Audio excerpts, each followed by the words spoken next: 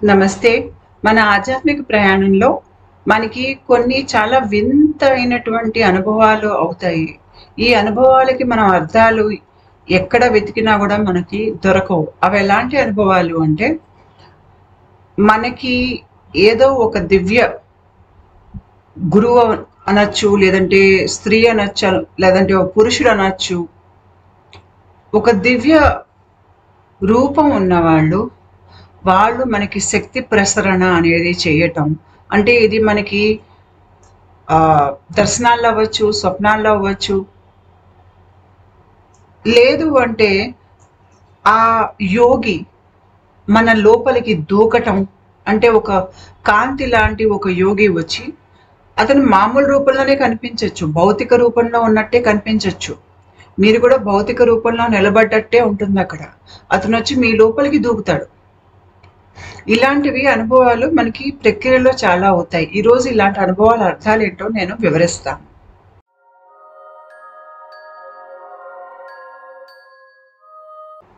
ఇక్కడ నేను 3 మాటలు పెట్టాను. ఒకటి ఇండివిడ్యువల్ బీయింగ్, అంటే ఈ భౌతిక దేహంలో ఉన్నటువంటి నేను అనే అహంకారంలో కూరుకుపోయినటువంటి ఒక మామూలు మనిషి. ఆ మనిషి జీవితంలో తన కథలు, తన కష్టాలు, తన కోరికలు ఇలాగే జీవితం గడిచిపోతుంది. పైన మీరు చూసారంటే యూనివర్సల్ బీయింగ్. యూనివర్సల్ బీయింగ్ అంటే విశ్వాత్మ. అంటే ఇక్కడ ఏంటి, మనిషిలో అహంకారం చాలా తగ్గిపోయింది. తగ్గిపోయాక మనం విశ్వాత్మగా మారుతాం. విశ్వాత్మగా మారాక ఇంకా నేను, నాది, నా గతంలో ఇలా జరిగింది, నన్ను ఎవరో అప్పుడు తిట్టారు, లేదంటే నేను ఇలా వ్యాపారం పెట్టి ఇలా లాభం చేసుకుంటాను, ఈ రకం ఆలోచనలు మీకు విశ్వాత్మకి ఉండవు. అక్కడ వాళ్ళు ఏం చేసినా 10 మందికి ఉపయోగపడేటట్టుగా వాళ్ళ పని అనేది ఉంటుంది. అక్కడ వాళ్ళు ఇంకా వాళ్ళ స్వార్థంలోంచి, దాంట్లోంచి, వాళ్ళ బలహీనతల్లోంచి అన్నిటినీ అధిగమించి పైకి వచ్చి ఉంటారు. ఇక్కడ ఇంచుమించు అహంకారం ఇంకా వాళ్ళ జీవితాన్ని నడిపించదు. వీళ్ళు ఇక్కడ ఆత్మతత్వంలో ఉంటారు. ఈ కింద నుంచి పైకి వెళ్ళేటువంటి ప్రయాణం ఇక్కడ మనకి రకరకాల క్రియలు, శరీర స్పందనలు జరగటము, మనం సాధన చేయటము, మనకి ఎన్నో చాలా విడ్డూరమైనటువంటి అనుభవాలు జరగటము, శక్తిపాతం జరగటం విశ్వం నుంచి, మనకి స్వప్నాలు అనేవి రావటము, మనకి మన దేహంలో ఉన్నటువంటి పంచభూతాల్లో మార్పు, చక్రాలు అనేవి మీకు ఉన్నాయని సంగతి మీకు అర్థం అవటం, ప్రాణ కదలికలు, ఇవన్నీ ఈ ప్రక్రియలో భాగం. ఇలా అవుతున్నప్పుడు మనం దుఃఖిస్తాము, ఏడుస్తాము, అప్పుడప్పుడు మనం కొన్ని పాఠాలు నేర్చుకుంటాము. ఈ రకంగా మనం ఏంటంటే ఆ దిగువ స్థాయి నేను అనే అహంకారంలో కూరుకుపోయిన మనిషి అక్కడి నుంచి పైకేసి ప్రయాణం అనేది విశ్వాత్మగా మారేటువంటి ప్రక్రియే ఆధ్యాత్మిక ప్రక్రియ. అది కుండలిని ప్రక్రియ అవ్వచ్చు, లేదంటే టాప్ డౌన్ అవేకనింగ్, అంటే శక్తిపాతం లాంటిది మనకు విశ్వం నుంచి వచ్చిన. అంటే ఇక్కడ ఏంటంటే మీకు పై నుంచి ఒక ధారలాగా మీకు శక్తి ప్రవాహం మీ దేహం మీదకి కుమ్మరించినట్టుగా రావటం, లేదంటే పై నుంచి కాంతి అనేది మీకు మీ దేహం మీదకి రావటం, ఇది టాప్ డౌన్ అవేకనింగ్. ఈ రెండింట్లో కూడా మనకి ఇదే జరుగుతుంది. ప్రక్రియ చివరికి మనం విశ్వాత్మగా మారిపోతాం. మనలో అంచెలంచెలుగా అహంకారం అనేది అది మనల్ని వదిలేస్తుంది అనమాట. ఆ వదిలేస్తున్నప్పుడు మనం రకరకాలుగా దాన్ని అనుభవిస్తాం. అదే కుండలిని సిమ్టమ్స్ ఈ ప్రక్రియలో జరిగేది. అయితే నా అనుభవంలో నాకు అర్థమైంది ఏంటి అంటే, మనం ఈ ఒక ఇండివిజువల్ బీయింగ్ నుంచి యూనివర్సల్ బీయింగ్గా మారినప్పుడు మధ్యలో కొన్ని స్థాయిలు ఉంటాయి. అంటే మనం ఇక్కడ అహంకారం నుంచి పైన మన యూనివర్సల్ బీయింగ్ అంటే విశ్వాత్మ, అంటే ఒక దివ్యాత్మగా మారుతున్నాం. ఆ మారేటప్పుడు మధ్యలో కొన్ని దశలు అనేవి ఉంటాయి. ఇది మనకి అంతగా మనం గ్రహించాం. ఎందుకు గ్రహించాం అంటే ఆ దశల్లో మీకు మీ శరీరంలో జరిగే ప్రక్రియకి బయట నుంచి సహాయం అవసరం ఉంటుంది. ఇలా సహాయపడటానికి మనకన్నా ముందు ఎవరైతే ఈ ప్రక్రియను అనుభవించినటువంటి యోగులు ఉన్నారో, సాధువులు ఉన్నారు, ఇంగ్లీష్లో సెయింట్స్ అని అంటారు, వీళ్ళు ఈ ప్రక్రియను అనుభవించి వాళ్ళు విశ్వాత్మగా మారి ఉన్నారు. విశ్వాత్మగా మారాక ఇంకా జనన మరణ చక్రాల్లో కూరుకోరు. ఇలా విశ్వాత్మగా మారిన వాళ్ళు మనకి చాలా మంది తెలుసు. మనకి మెహర్ బాబా, షిరిడి బాబా, తర్వాత పుట్టపర్తి సాయిబాబా, మాతా అమృతానందమయి, మనకి రామకృష్ణ పరమహంస, రమణ మహర్షి, వీళ్ళంతా విశ్వాత్మలు. మనకి చాలా మంది తెలుసు, మనకి చాలా మంది తెలియదు కూడా. ఎందుకంటే ఈ ప్రక్రియ పూర్తయిన ప్రతి వాళ్ళు 10 మంది దృష్టిలోకి వచ్చి ఒక సాధువులాగా అక్కడ వాళ్ళ ముందు కూర్చుని 10 మందికి ఇలా ఉంటుంది ప్రక్రియ పూర్తయ్యేసరికి, మీరు ప్రక్రియ ఇలా జరగాలి అని అందరూ చూపించరు. దాంట్లో ఈ ప్రక్రియ పూర్తయ్యాక కొంతమంది నిశ్శబ్దంగా వారి వారి ఇళ్లల్లో వాళ్ళు చేయాల్సిన పని ఏంటంటే భూమి యొక్క చైతన్య శక్తిని పెంచే పనిలో ఉంటారు. వాళ్ళు బయటకు వచ్చి 10 మందికి చెప్పరు వాళ్ళకి ప్రక్రియ జరిగిందని. వాళ్ళ దేహంలో ఆ మనిషిని చూసినప్పుడు తెలుస్తుంది, మూర్తిభవించినటువంటి ఒక దివ్య రూపం మీకు ఆ మనిషిలో కనిపిస్తుంది, ఆ జ్ఞానం అనేది మీకు ఆ మనిషిలో కనిపిస్తుంది తప్ప వాళ్ళు బయటకు వచ్చి చెప్పుకోరు. ఇలాంటి వాళ్ళు చాలా మంది ఉన్నారు. అయితే మీకు తెలిసిన వాళ్ళు, తెలియని వాళ్ళు చాలా మంది మీకు మీ ప్రయాణంలో కనిపిస్తారు. ఇది ఎలా కనిపిస్తారు అంటే, మీకు దర్శనంలో కానీ కలలో కానీ వాళ్ళు మొదటిది మీ లోపలికి వచ్చి దూకుతారు. మీ దేహంలోకి ఏమైనా ఒక రసాయనం అనేది వాళ్ళు లోపలికి ఏదైనా ఇంజెక్షన్ ద్వారానో లేకపోతే ఏదో మీ దేహం మీద ఒక ప్రక్రియ అనేది చేస్తారు. లేదు అంటే మీరు కలలో కానీ దర్శనంలో కానీ వారు ముందు కూర్చుని ఉంటారు.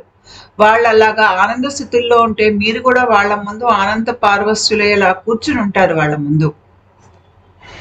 లేదు అంటే వాళ్ళు మీకు ఏమైనా ఒక విషయం చెప్పటం కానీ, లేదంటే ఒక కాంతి రూపంలో కనిపించటం కానీ, లేదు అంటే నేను ఉన్నాను అని మీకు గుర్తిగా అలా మనసులో ఒక పేరు వినిపిస్తుంది. బహుశా మీరు ఆ సాధువు పేరు ముందెప్పుడు కూడా విని ఉండరు. వాళ్ళు బహుశా ఎక్కడో ఏదో మారుమూల ప్రాంతంలో 10 మందికి తెలుసుంటారు. ఆ సాధువు పేరు మీకు తల్లోకి వస్తుంది. ఇలా రకరకాలుగా వాళ్ళ ఉనికిని వాళ్ళు మీకు తెలియజేస్తారు. ఇక్కడ ఎందుకు తెలియజేస్తారు అని నేను అర్థం చేసుకునే ప్రయత్నంలో నాకు అర్థమైంది ఏంటంటే, ఈ కింద నుంచి పై స్థాయికి మనం వెళ్తున్నప్పుడు మనకి మధ్య స్థాయిల్లో మనం ఇటు కాకుండా అటు కాకుండా ఉన్నాం. అక్కడ మనకి బహుశా మనకి ఆధారం ఇచ్చేటువంటి ఒక శక్తి కావాలేమో, లేదంటే మనకి అక్కడ ఏదో ఒక విద్య రావాలేమో, లేదు అంటే మనలో ఏదో మార్పు జరగాలేమో. అక్కడ మధ్యలో అటు ఇటు కాకుండా ఉన్నప్పుడు మీకు యోగులు, ఈ సాధువులు చాలా మంది మీకు కనిపిస్తారు. వాళ్ళు వచ్చి వాళ్ళ శక్తి మీకు ధారపోస్తారు.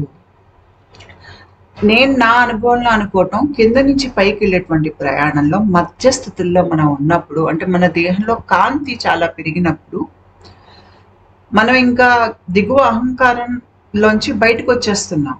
కానీ ఇంకా మనం దివ్యాత్మగా మారలేదు. ఆ మధ్య స్థితులు ఏదో ఉన్నాయి. అక్కడే మీకు అనుభూతులు అనేవి చాలా ఎక్కువగా అవుతాయి. అంటే మీ దేహంలో ఆధ్యాత్మిక ప్రక్రియ జరుగుతున్నట్టయితే. ఉదాహరణకి నా అనుభవం చెప్పాలి అంటే, నా ప్రయాణంలో అంటే కింద నుంచి పైకి వెళ్ళేటువంటి ప్రయాణంలో నేను కలిసినటువంటి దివ్య ఆత్మలు ఎవరు అంటే సత్యసాయి బాబా. వారు నన్ను దీవించి ఒక రకంగా నాకు బహుశా నా దేహంలో శక్తిపాతం అంటే టాప్ డౌన్ అవేకనింగ్ అనేది బహుశా వారే ఇచ్చారేమో అని నాకు అనిపిస్తుంది. తర్వాత షిరిడి బాబా, వీరు తరచూ నా కళల్లో వచ్చి నాకు ఒక దిశ అనేది, నాకు మార్గం అనేది చూపించింది షిరిడి బాబా. మూడోది బహదూర్ షా జఫర్. ఈయన బహుశా మొఘల్ రాజుల్లో ఆఖరి రాజు. వీరి జీవితం అనేది చాలా దయనీయంగా గడిచింది. వీరు చాలా అద్భుతంగా కవిత్వాలు రాస్తారు. వీరిని బ్రిటిష్ వాళ్ళు చాలా ఏడిపించారు. వీరు నాకు వచ్చారు. నాకు చాలా ఆశ్చర్యం వేసింది. వీరు నా కల్లో చాలా ఉర్దూ కవిత్వాలు అనొచ్చు, వాటిని గట్టి గట్టిగా చదువుతూ అలా వచ్చి నా దేహంలోకి దూకారు.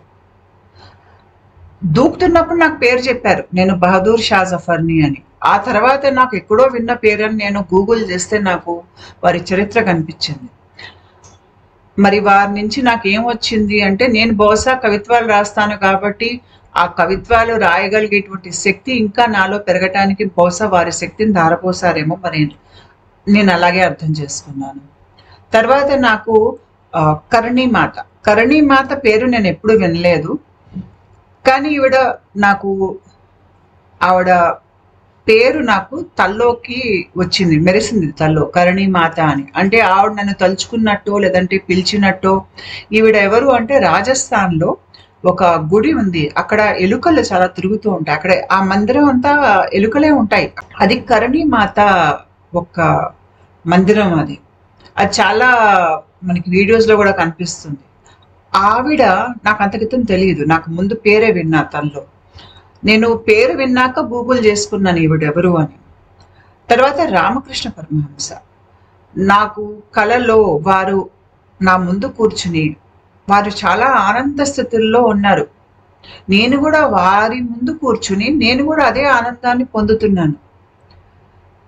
అంటే ఒక రకంగా వారి నుంచి నాకు శక్తిపాతం లాంటిది ఏమైనా జరిగిందేమో మరి కలలో. వారు కనిపించారు.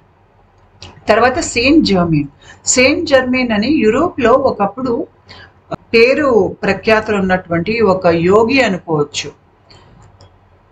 ఇప్పటికీ వారి గాథల్లో ఆయన ఉన్నాడు. అయితే ఈయన ఉన్నారని చెప్పి చాలా మంది మాట్లాడుతూ ఉంటారు. అయితే సెయింట్ జర్మేన్ నాకు, నేను అర్ధరాత్రి నిద్రపోతుంటే నాకు మెలకు వచ్చింది. సెయింట్ జర్మేన్ వచ్చానని చెప్పి వారు నా దేహంలోకి ఒక పెద్ద ఇంజెక్షన్ అనేది పొడిచారు. చాలా పెద్ద ద్రవం మొత్తం చేతిలోకి పొడిచారు నాకు. ఆ తర్వాత ఆ నొప్పి పోవటానికి నాకు 2-3 ఏళ్ళు పట్టింది. ఎందుకు అంటే మనకి భౌతిక దేహానికి గాయం అనేది అయితే మనకి వెంటనే మానుకుంటుంది.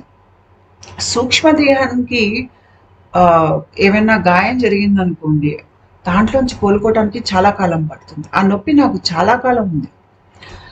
వారు నా దేహంలో ఏదో రసాయనిక మార్పు జరగటానికి నాకేదో ద్రవం నా దేహంలోకి ఎక్కించారు. వారి చరిత్ర చదివినప్పుడు నాకు, వారు వచ్చి నన్ను కలిసాకే నేను వారిని గూగుల్ చేశాను. వారి చరిత్ర చదివినప్పుడు వారి అల్కెమిస్ట్ అని, అంటే రసాయనిక శాస్త్రంలో దిట్ట అని, రకరకాల రసాయనిక ద్రవాలని తయారు చేయగలరని, వారికి బహుశా ఇప్పుడు 500-600 ఏళ్ళు ఉన్నా ఇప్పటికీ కొంతమంది కనిపిస్తారని, కనిపించినప్పుడు ఒక 40 ఏళ్ల వయసు ఉన్నటువంటి ఒక పురుషుడిగా కనిపిస్తాడని, ఇలా వారి గురించి చాలా గాథలు ఉన్నాయి. ఆ తర్వాత నాకు కనిపించింది మహా అవతార్ బాబాజీ. వారు నా కళ్ళ ముందు మెదులుతూ ఉండేవారు మధ్య మధ్యలో. ముఖ్యంగా నాకు ప్రక్రియ ఈ భాగంలో జరుగుతున్నప్పుడు వారి దర్శనం నాకు మెలకుతో ఉన్నప్పుడే నాకు 3వ కంట్లో కనిపిస్తూ ఉండేవారు. తర్వాత మాతా అమృతానందమయ్య. నేను చాలా ఈ ప్రక్రియలో చాలా దుఃఖంలో ఉన్నప్పుడు ఒక దశ ఏంటి, చాలా ఏళ్ళు నేను ఈ ప్రక్రియలో తీవ్రమైనటువంటి నొప్పిని అనుభవించాను. శారీరక మానసిక నొప్పిని అనుభవించాను అనమాట. ఆ నొప్పి తట్టుకోవటం నాకు చేత కాలేదు. అప్పుడు హైదరాబాద్కి మాతా అమృతానందమయ్య వస్తే నేను ఆవిడ కలవటానికి వెళ్ళి నాకు ఈ నొప్పి ఉందని నేను చెప్పుకున్నాను. చెప్పుకున్నాక ఆవిడ అప్పుడు ఏం మాట్లాడలేదు. ఏమీ చెప్పలేదు, ఏంటబ్బా ఈవిడ అనుకున్నాను నేను. ఆ తర్వాత నాకు 10 రోజుల తర్వాత ఆవిడ నా కల్లో వచ్చి నన్ను దీవించి నాకు అప్పుడు చెప్పారు ఆవిడ, నీకు సహస్రార చక్రం తెరుచుకున్నాక ఈ నొప్పంతా పోతుంది అని చెప్పారు. ఇలా రకరకాల యోగులు నాకు, సాధువులు అవ్వచ్చు, వీళ్ళంతా నా ఎదుగుదలలో, నా ఆధ్యాత్మిక ఎదుగుదలలో ఒక్కొక్క స్థాయిలో వాళ్ళు వచ్చి వాళ్ళ శక్తిని నాకు కొంత ఇచ్చారు, మార్గం చూపించారు, నా దేహంలో జరిగే మార్పులకి అనుకూలంగా నాకు ఏదో ఇచ్చారు. ఇలా నాకు అర్థమైంది నా ప్రక్రియలో ఏంటంటే, నేను దిగువ స్థాయి నుంచి పై స్థాయికి వెళ్ళేటప్పుడు మధ్య దశల్లో మనకి ఆధారం అనేది కావాలి. ఆ ఆధారం అనేది యోగుల నుంచి వస్తుంది. వీళ్ళు మనకన్నా ముందు ఈ ప్రక్రియ పూర్తి చేసుకున్న వాళ్ళు. ప్రక్రియ పూర్తి అయినా కూడా వీళ్ళు ఇంకా భూమి మీద ఉన్నటువంటి మానవాళి మీద ఉన్నటువంటి ప్రేమకి వారు పై స్థాయి సూక్ష్మ లోకాల్లో ఉండి ఎవరైతే ఈ ప్రక్రియలోంచి వెళ్తున్నారో వాళ్ళకి సహాయం చేస్తూ ఉంటారు. వాళ్ళు నడిచిన మార్గం కాబట్టి ఈ మార్గంలో ఎక్కడ ముళ్ళు ఉంటాయి, ఎక్కడ రాళ్ళు ఉంటాయి వాళ్ళకి తెలుసు. కాబట్టి వాళ్ళు మనల్ని చూస్తూ ఉంటారు. చూసి మనకి ఎక్కడైనా అవసరమైతే, అంటే ఈ మార్పులో కింద నుంచి పై స్థాయికి వెళ్ళే మార్పులో మనకి ఎక్కడైనా అవసరమైతే వచ్చి మనకి సహాయం చేస్తారు. పిలవకుండానే వచ్చి సహాయం చేస్తారు వాళ్ళు. మనకి మార్గం తేలిక చేస్తారు. మార్గం అర్థమయ్యేటట్టు చేస్తారు. మనకి ఈ ఆధారం అనేది ఇక్కడ అవసరం ఉంటుంది. పైగా మనకి సాధనతో మనం దేవుడి జపాలు అవి చేసినప్పుడు కూడా ఇక్కడ మనకి దైవిక సహాయం కూడా మనకి ఇక్కడే వస్తుంది. ఆ తర్వాత మనం పై స్థాయికి వెళ్ళాక మనం విశ్వాత్మగా మారిపోతాం. విశ్వాత్మగా మారిపోయాక ఇంకా మనం జనమరణ చక్రాలలోంచి మనం బయటికి వచ్చేస్తాం. మన ప్రక్రియ పూర్తయి మనం విశ్వాత్మగా మారాక బహుశా మనం కూడా మన తర్వాత తరాలకి చేయూతనిస్తూ వాళ్ళు కూడా ఈ జనమరణ చక్రాల నుంచి బయటకు వచ్చేటట్టుగా బహుశా మనం కూడా తోడ్పడతామేమో. చాలా మంది ఆధ్యాత్మిక ప్రక్రియలో ఉన్నప్పుడు వాళ్ళు ఏమనుకుంటారంటే వాళ్ళే అన్నీ చేసేసుకుంటున్నాం అని అనుకుంటారు. మనం ఏది చెయ్యం. మనం మన ప్రయత్నం, సాధన, మన నిజాయితీగా నేను ఆధ్యాత్మికంగా ఎదగాలి అని మనల్ని మనం అంకితం చేసుకుంటాం సాధన చేసినప్పుడు. పైనుంచి చేతులు వచ్చి మనల్ని పైకి లాగుతాయి. ఇలా పైనుంచి వచ్చి లాగే చేతుల్లో చాలా మంది యోగులు ఉంటారు, సాధువులు ఉంటారు. వాళ్ళందరికీ నా నమో నమః. ఉంటానండి. నమస్కారం.